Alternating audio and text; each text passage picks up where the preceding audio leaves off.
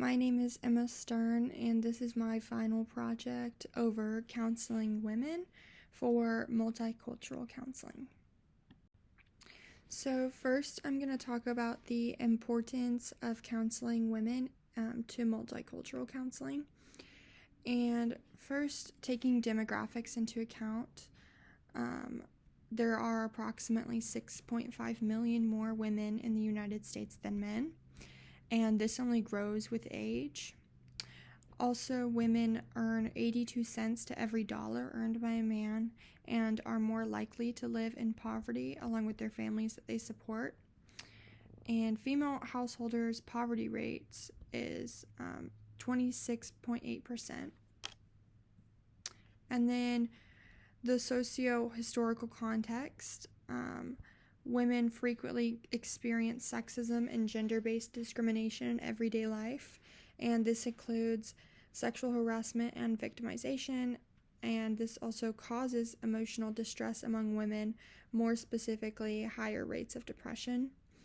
And then women are typically taught to be tuned to the needs of others, whereas men are taught to be independent, self-interested, and goal-oriented. And this can ultimately cause caretaker overload due to the disproportionate responsibility within the household. Lastly, beauty standards are high for women and place pressure on the physical appearance of women. And these factors all contribute to why counseling women is important and why a multicultural counseling perspective needs to be taken. Okay, the essential elements of counseling women. So first, using a gender-appropriate approach to counseling women is the first essential element.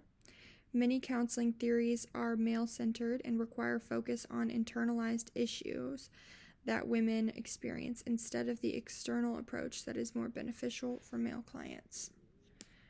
And then understanding the daily struggles faced by women on a biological, psychological, economic, and social front is important as well when counseling women. This can include interpersonal violence, sexual harassment, caretaking struggles, discrimination within the workplace, and beauty standards.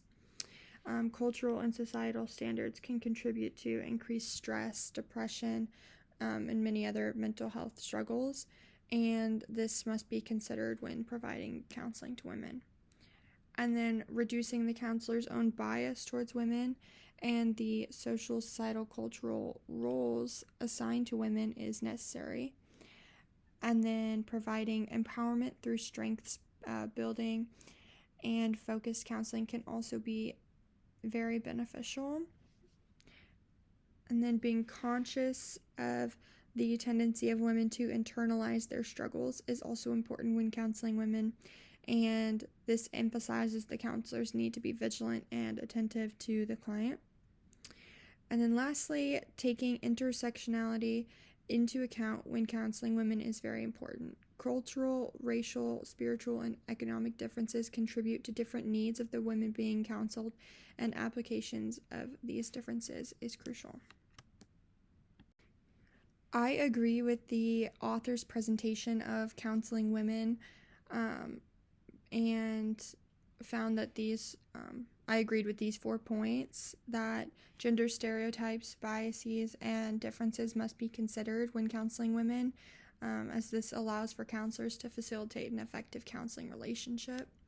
And then second, understanding implications and strengths of women is important and can help in application to the counseling relationship and allow for a deeper understanding of the client's experiences and struggles, as well as potential avenues for treatment, utilizing strengths such as strong social networks and relationships with others.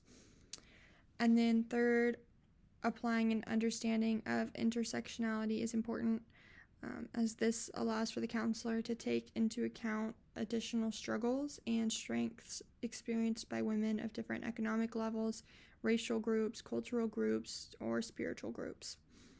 And then lastly, building strengths of the client can be useful in providing resilience and confidence, as well as encouragement to reach their goals.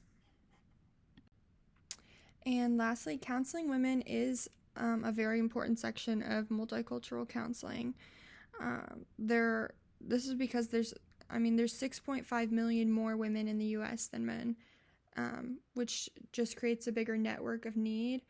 And then women are also at a greater risk for mental health struggles or implications such as depression, and tend to internalize that. And then women experience gender-based discrimination and harassment in everyday life. And this calls for counseling and multicultural counseling in order to address these kind of struggles. And then understanding these implications, struggles, and strengths is key to a successful multicultural counseling relationship. And then these are my references. Thank you.